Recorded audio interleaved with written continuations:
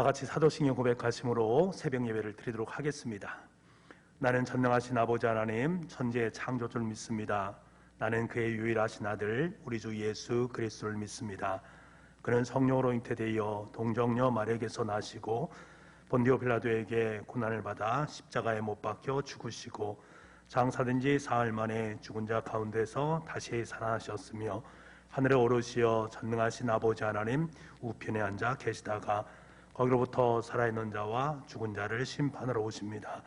나는 성령을 믿으며 거룩한 공교회와 성도의 교제와 죄를 용서받는 것과 몸의 부활과 영생을 믿습니다. 아멘.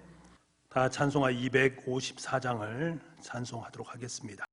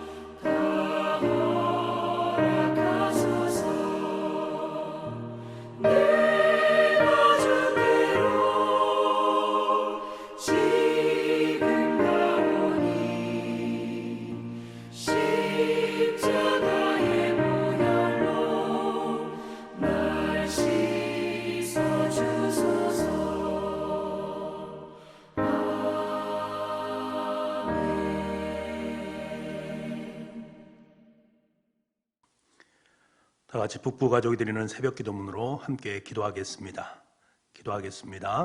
하늘에 계신 하나님 아버지, 이 고요한 새벽에 우리를 예배의 자리로 불러주시니 감사합니다. 지금 이 시간 예수 그리스도의 보혈을 의지하여 은혜의 보좌 앞으로 나아가오니 우리 기도를 받아 주옵소서. 오늘 이 시간이 하나님을 깊이 만나고 임재를 경험하는 은혜의 시간 되게 하여 주옵소서. 아멘. 교회의 주인이신 하나님 아버지, 교육자들에게 성령 충만함과 지혜와 건강과 말씀의 능력을 주옵소서. 장로님들에게 지도력과 판단력을 허락하시고 안수 집사님들이 즐거운 마음으로 헌신하게 하여 주옵소서. 권사님들이 기도와 섬김의 사명을 잘 감당하게 하시고 집사님들이 기쁜 마음으로 봉사하게 하여 주옵소서. 구역자님들이 목자의 마음으로 구역원을 섬기게 하시고 교회학교 교사들에게 가르치는 은사를 부어 주옵소서. 찬양대원들이 아름다운 목소리로 영감 있는 찬양을 하게 하시고 각 팀들이 연합하여 하나님의 영광을 드러내게 하여 주옵소서. 병들어 고통받는 환우들에게 치료의 은총을 베풀어 주시고 온전하게 하여 주옵소서. 아멘.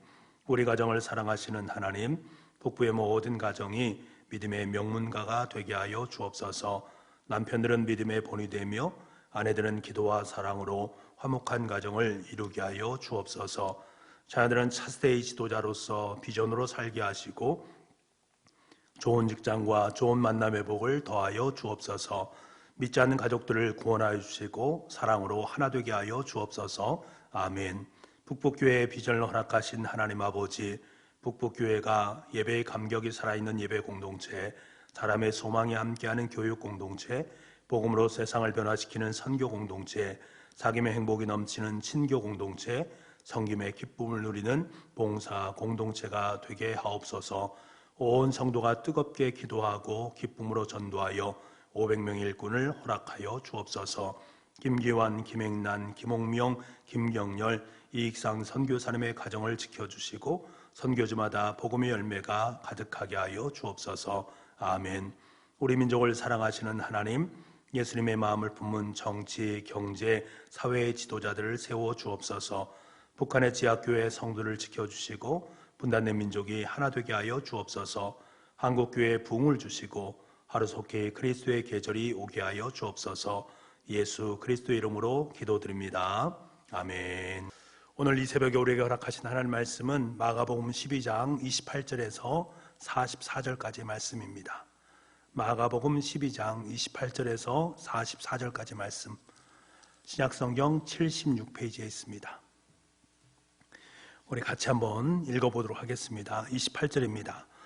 서기관 중 한 사람이 그들이 변론하는 것을 듣고 예수께서 잘 대답하신 줄을 알고 나와 묻되 모든 계명 중에 첫째가 무엇이니까?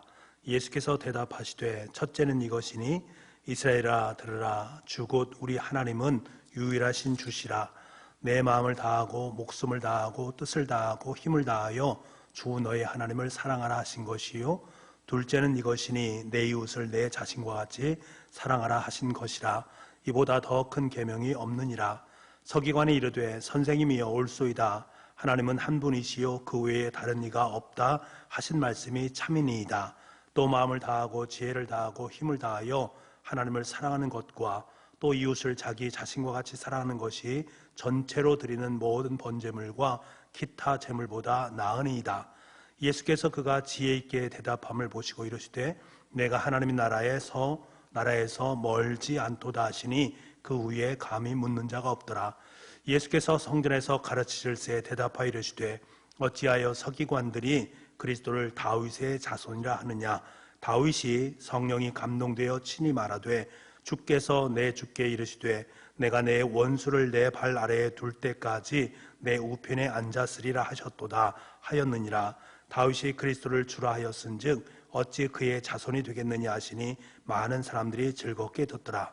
예수께서 가르치실 때 이르시되 긴 옷을 입고 다니는 것과 시장에서 문안받는 것과 회당의 높은 자리와 잔치의 윗자리를 원하는 서기관들을 삼가라. 그들은 과부의 가산을 삼키며 외식을 길게 기도하는 자니 그 받는 판결이 더욱 중하리라 하시니라.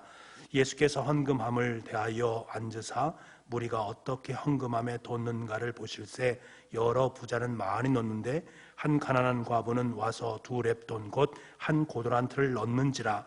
예수께서 제자들을 불러다가 이르시되 내가 진실로 너에게 이르노니 이 가난한 과부는 헌금함에 넣는 모든 사람보다 많이 넣었도다. 그들은 다 그 풍족한 중에 넣었거니와 이 과부는 그 가난한 중에서 자기의 모든 소유 곧 생활비 전부를 넣었느니라 하시니라. 아멘. 날씨가 너무나 춥습니다. 이 추운 날 새벽에 하나님의 말씀 앞에 선 여러분, 주님의 은혜와 평강이 함께 할 수 있기를 간절히 소망합니다. 오늘 본문을 보게 되면 크게 네 부분으로 나누어서 볼 수가 있습니다. 첫 번째로는 큰 계명에 대한 부분이고, 둘째 부분은 예수님의 정체성에 대한 부분입니다. 그리고 세 번째로는 교만과 외식에 대한 경계에 대한 말씀이고, 마지막 네 번째는 헌금의 진실성의 문제에 대해서 말씀하고 있습니다. 흥미로운 점은 이 네 부분에 걸쳐서 등장하는 인물, 세 부분에 동일하게 등장하는 인물이 있는데 그 인물이 바로 서기관입니다. 서기관은 어떤 사람입니까? 율법을 기록하는 업무를 담당하는 사람입니다. 다시 말하면 율법을 필사하는 사람들이었습니다. 이 당시는 인쇄술이 발달되지 않았기 때문에 모든 사람들이 수기로 하나님의 말씀을 적어야만 했습니다. 서기관의 직책은 아무에게나 맡겨지는 것이 아닙니다. 오늘날도 마찬가지 아니겠습니까? 서기를 담당하는 사람은 아무나 시키는 것이 아닙니다. 그 이유는 서기직이 단순히 기록만을 위해서 존재하는 것이 아니기 때문에 그렇습니다. 예수님 당시의 서기관 역시 율법만을 필사하는 단순한 사람들이 아니라 율법을 필사하고 율법을 연구하고 율법을 가르치는 사람들이었습니다. 그래서 그 당시에 이 서기관을 일컬어서 율법사다라고 말을 합니다. 다시 말하면 서기관들은 율법에 정통한 사람들이었습니다. 그런 사람들이 율법을 가르치는 것이지요. 서기관들이 행했던 일 중에 또 하나 중요한 것은 모세의 율법에는 613가지의 조항이 있습니다. 이 조항을 분석하는 일이었습니다. 율법을 부정적인 것 365조항과 긍정적인 것 248조항으로 구분이 되었는데요. 이것들에 대한 부분에 율법의 경중, 어떤 것이 중하고 어떤 것이 덜 중요한가라는 이런 순차적인 것들을 정하는데 일 담당했던 사람들이 바로 율법사들이었습니다. 율법사인 서기관은 이 모세의 율법 613조항에 대해서 어느 것이 큰가라는 부분에 대해서 대단한 궁금증을 갖고 있고 연구를 계속했습니다. 그래서 오늘 한 서기관이 대중들로부터 인정을 받고 있었던 예수님에 대해서 이것에 대해서 묻기를 원했습니다. 예수님, 이 613개의 조항 중에서 어떤 조항이 가장 큰 조항입니까? 예수님께 물었던 것들이지요. 그래 예수님께서 뭐라고 말씀하십니까? 첫째는 하나님을 사랑하는 것이고 둘째는 이웃을 사랑하는 것이다 라는 말씀을 해주십니다. 하나님 사랑은 마음을 다하고 목숨을 다하고 뜻을 다하고 힘을 다하는 것이다. 이웃을 사랑하는 것은 이웃을 자신과 같이 사랑하는 것이다. 그것이 가장 큰 계명이다 라는 사실을 일깨워 주게 됩니다. 예수님의 대답은 율법의 경중의 문제가 아니라 율법 전체의 핵심을 말씀해 주는 것입니다. 예수님의 대답을 듣자 그 서기관은 긍정적인 반응을 보이면서 예수님께 귀한 답변을 하게 됩니다. 그러한 모습을 보자 예수님께서는 그에게 뭐라고 말합니까?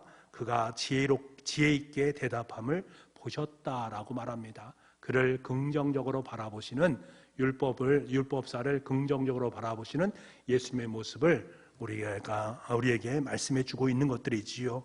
그리고 오늘 두 번째 부분에 보게 되면 서기관에 대해서 또다시 언급을 하는데 특정 인물이 아니라 집단을 가리키고 있는 모습을 보게 됩니다. 그리고 등장인물이 아니라 예수님의 가르침 속에서 등장하는 모습을 보게 되지요.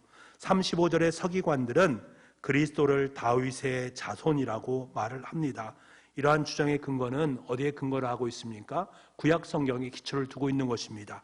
이 당시의 유대인들은 그리스도, 다시 말하면 메시아는 다윗의 자손 중에서 올 것이다 라는 것을 믿고 있었습니다.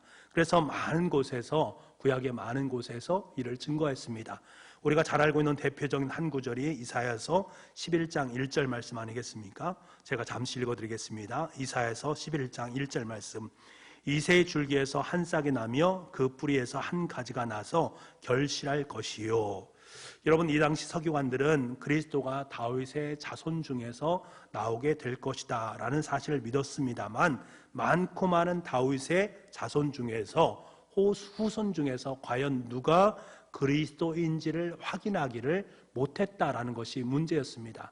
그러니까 그 당시에 예수님 또한 많은 다윗의 자손들 중에서 한 사람이라고 인정하면서 그를 메시아로 받아들였으면 참 좋을 터인데, 그들은 예수님을 그리스도 메시아로 인정하지 않고 있다라는 것들이지요. 서기관들의 이러한 부정적인 마음을 아셨던 예수님께서는 논리를 따지는 서기관들에게 일침을 가하고 있는 모습을 보게 됩니다. 그것이 37절에 말하는 다윗이 그리스도를 주라 하였은즉 어찌 그의 자손이 되겠느냐.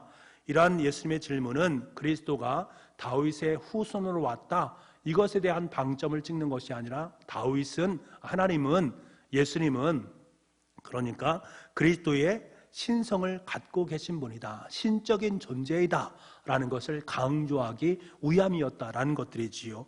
36절을 보면 이것을 알 수 있는데요, 우리 36절 말씀을 함께 읽어보겠습니다. 같이 읽겠습니다. 다윗이 성령에 감동되어 친히 말하되 주께서 내 주께 이르시되 내가 내 원수를 내 발 아래에 둘 때까지 내 우편에 앉았으리라 하셨도다 하였느니라. 여러분, 이 구절은 시편 110편 1절 말씀을 인용한 구절인데요, 주께서 내 주께라는 말은 하나님께서 예수님께라는 말입니다. 육신으로 이 땅에 오신 예수님께서 태어나시기 전에 다윗은 미래에 오실 예수님을 가르쳐서 주라고 고백을 했다라는 것들이지요. 다윗의 이러한 시편의 고백은 성령의 감동으로 되어진 것이다, 인자로 오실 예수님의 신성을 강조한 것이다 라는 것을 말씀하고 계십니다. 그렇기 때문에 서기관들이 말하는 그리스도가 다윗의 자손이다 라는 것은 핵심의 논쟁거리가 아님을 말씀해 주고 있는 것입니다. 다윗의 시편 고백은 다윗의 후손으로 오실 그리스도는 단순한 인간의 모습이 아니라 신성을 소유하신 인간의 모습으로 오신 예수님이다 라는 것을 말씀하고 있는 것이지요. 예수님께서 시편을 인용하면서 서기관들을 책망하신 그 이유는 그들이 예수님의 그 신성을 인정하지 않았기 때문에, 신적인 아들이다라는 사실을 인정하지 않았기 때문에 그들을 책망하고 있는 것입니다. 요한복음 5장 18절 말씀에 보면요, 이러한 유대인들, 서기관들의 마음이 어떠했는지를 잘 표현해주고 있습니다. 요한복음 5장 18절 말씀을 제가 읽어드리겠습니다.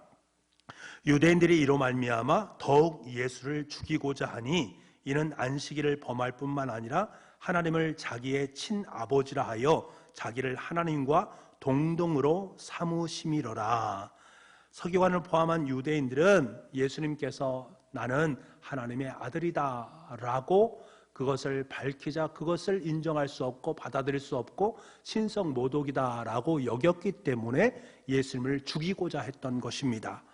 이러한 모습을 볼 때에 우리 두 번째 부분에서 말씀하고 있는 이 서기관들에 대한 예수님의 태도는 상당히 부정적인 것을 우리는 알게 됩니다. 자, 이제 세 번째 부분에서 예수님께서는 서기관을 또 만나게 되는데요, 그들을 강도 깊게 비판하는 모습을 보게 됩니다. 39절 말씀에 보면 서기관들을 삼가라, 40절 말씀에 보면 그 받는 판결이 더욱 중하리라 라는 말씀으로 아주 강도 높게 서기관들을 비판하고 책망하는 모습을 보게 됩니다. 이 당시의 서기관들은요, 유대의 최고의 법정이었던 산헤드린 공회에 속한 사람들이었습니다. 다시 말하면 오늘날로 말하면 이 공회는 대법원에 해당됩니다. 서기관은 제사장과 장로들과 더불어서 공회의 중요한 구성원이었다. 이 당시 유대 사회에서는 양대 세력이 있었는데, 하나는 사두개파에 속한 제사장들이었고 다른 하나는 바리새파에 속한 서기관들이었습니다. 이러한 양대 세력이 그 당시에 있었다라는 것은 곧 무엇을 말하는가? 지금 등장하는 이 서기관은 당시에 최고의 고위직에 속했던 사람임을 알 수가 있는 것입니다. 그들은 높은 지위를 입고 있었기 때문에 모든 것을 행할 수 있었습니다. 정말 하나님의 말씀을 연구하고 말씀을 가르치면서 하나님의 뜻대로 살면 참 좋을 터인데 그렇게 살지 아니하고 자기의 권위를 이용해서 회당과 잔치에서 상석을 요구했고 연약한 형편에 있는 사람들에 대한 것들을 재산을 갖다가 강탈하고 약탈한 일과도 자행했던 아주 나쁜 이미지의 제상들로 말씀을 하고 계십니다. 이렇게 살면서 회당에서는 신앙인으로 자기 자신을 자부하면서 외식의 길을 걷고 있는 그들의 모습, 이를 잘 아셨던 예수님께서는 가만히 있을 수가 없습니다. 그래서 말씀하신 것들이지요. 서기관을 삼가라. 또한 그들을 받을 판결이 더욱더 중하다. 너희들이 다른 사람들보다 더 큰 심판을 받게 될 것이다 라고 엄청난 꾸짖음을 행하고 있는 예수님의 음성을 듣게 됩니다. 여기까지 세 부분에 나타난 서기관들을 통해서 여러분, 주님께서 우리에게 무엇을 말씀하고자 하시는 것입니까? 하나님을 사랑하고 이웃을 사랑하는 계명을 지키는 사람은 참된 신앙의 고백으로 나아가게 되어진다라는 것들입니다. 첫 번째 나타난 서기관처럼 하나님의 말씀을 귀담아 듣고 그 말씀을 이해한 후에 그 말씀의 정확한 신앙 고백을 예수님께 올려드렸듯이 우리에게도 그러한 부분들이 필요하다라는 것입니다. 사도 베드로는 주는 그리스도시요 살아계신 하나님의 아들입니다 라고 고백을 했습니다. 그리고 우리 또한 마찬가지로 현재 사도신경을 통해서 신앙 고백을 함께 고백하고 있습니다. 신앙 고백이든 사도 베드로의 고백이든 우리의 삶의 자리 속에 말씀을 기초로 한 내 자신의 신앙 고백이 하나님께 드려질 수 있어야 됩니다. 예수님은 하나님의 아들이 되십니다. 나를 구원하신 구원자가 되십니다. 내 자신 속에 하나님의 말씀을 중심으로 고백되어지는 신앙 고백이 분명하게 있어져야 된다. 이것이 우리의 신앙의 가장 중요한 틀거리로 사용되어진다라는 것을 우리가 분명히 깨달았으면 좋겠습니다. 두 번째 부분에 나타나는 서기관은 예수님의 신성을 인정하지 않는 사람들이었습니다. 성자 하나님의 신성을 인정하지 못하는 사람은 어떤 사람이겠습니까? 성자 하나님 예수 그리스도의 신성을 인정하지 못하는 사람은 그 사람이 어떻게 하나님을 사랑할 수 있겠는가?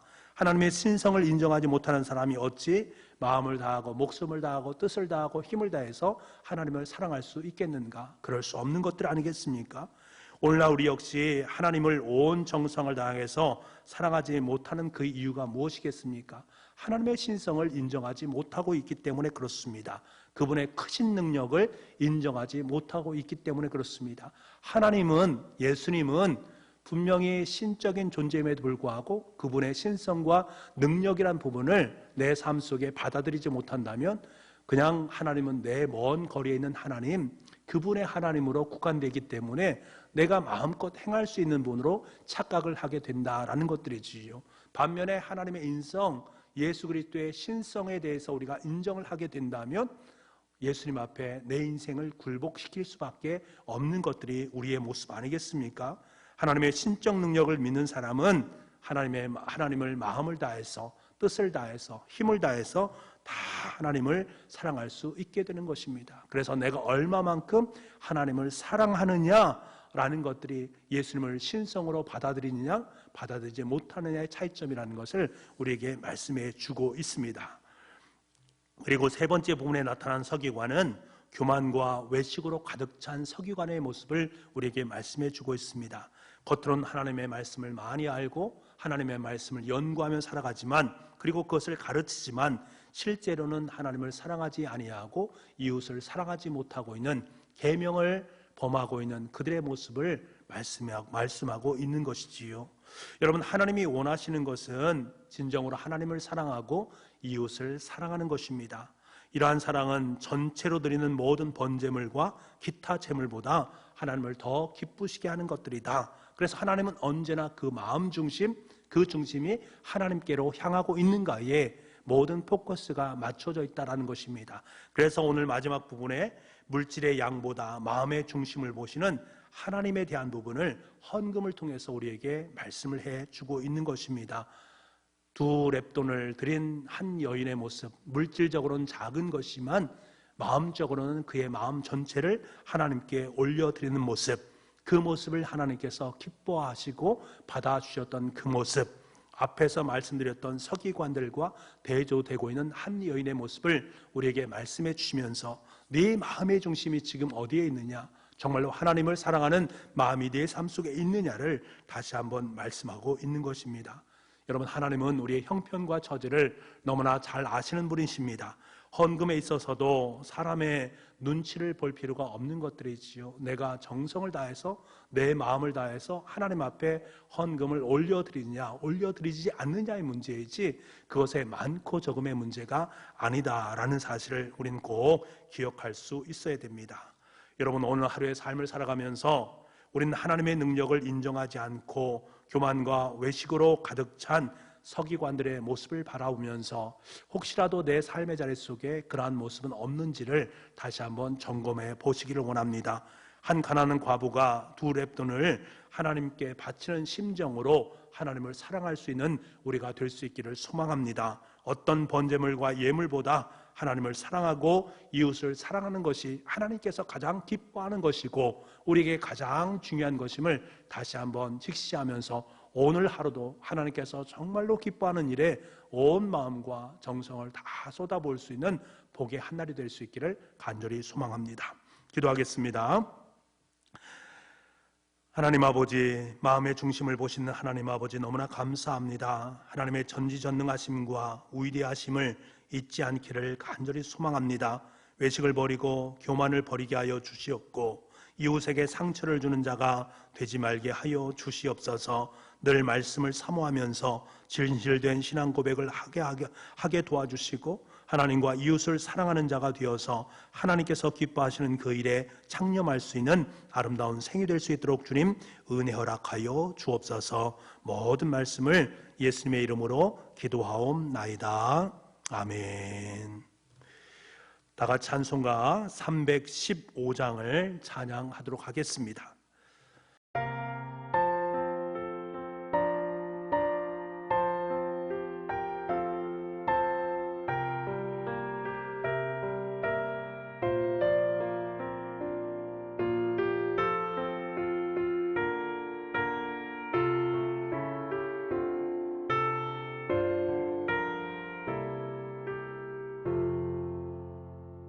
내 주 되신